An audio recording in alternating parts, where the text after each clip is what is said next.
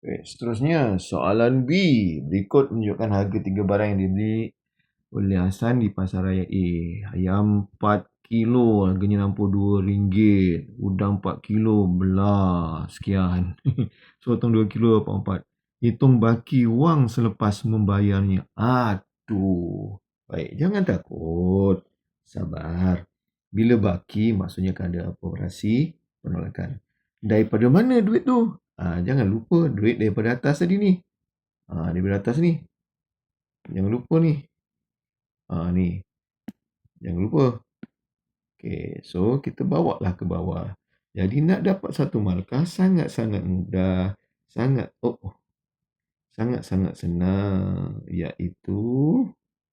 Okay. Warna hijau pula. Tukar warna lah. Yalah. Okay, jadi maksudnya jumlah duit tadi awak adalah RM350.80. Baki awak tolak kan? Tolakkan semua yang dibeli tu. Tulis balik. Tulis saja. Takkan tak nak. Tulis saja. Dah dapat markah. Alangkah sombongnya tak buat tu. Dapatlah satu markah. Okey? Dan macam mana nak jawab? Kita tolaklah satu persatu ataupun ada setengahnya yang buat macam ni.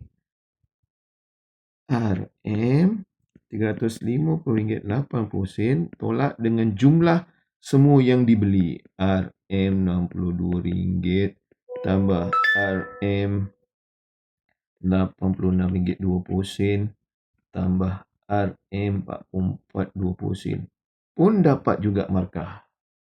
Takkanlah tak nak buat.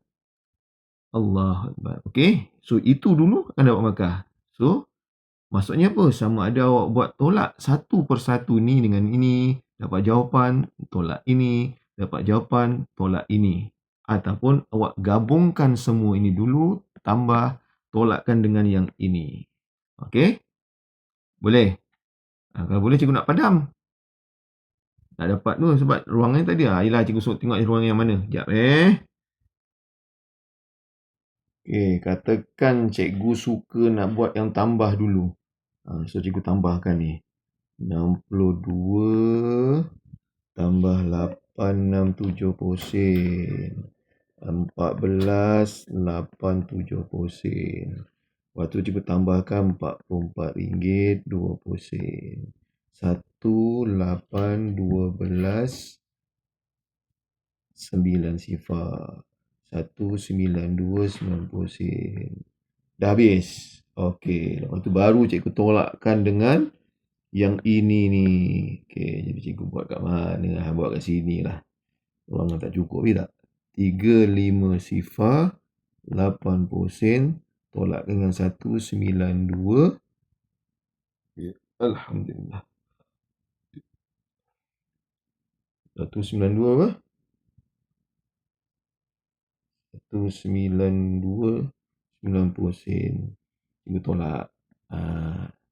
Dan bila tolak, ingat balik. Jangan ngada-ngada dulu. Tukar dulu. Okey, sifar dengan sifar tak payahlah cerita. 8 tolak 9 tak boleh. So, sini sifar. 5 ni. Dah ambil ke depan sikit. Nampak ni? 50. So, dia akan jadi 40. Tengok depan sikit. Okey. Dia akan jadi 49. Sini.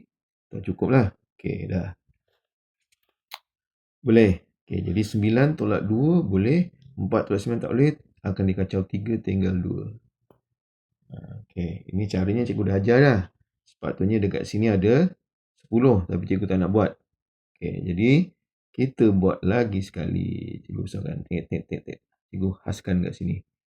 Baik, 8 tolak 9 tak cukup. Maknanya ingat kawan 9 iaitu 1. 1 dengan 8, 9. 9 boleh tolak 2, 7. 4 tak boleh, 9 kawannya 1. 1 dengan 4 jadi 5. 2 tolak 1, 1. So, jawapannya ialah RM, berapa tadi? 157 90 sen. Itu saja. Okey, boleh?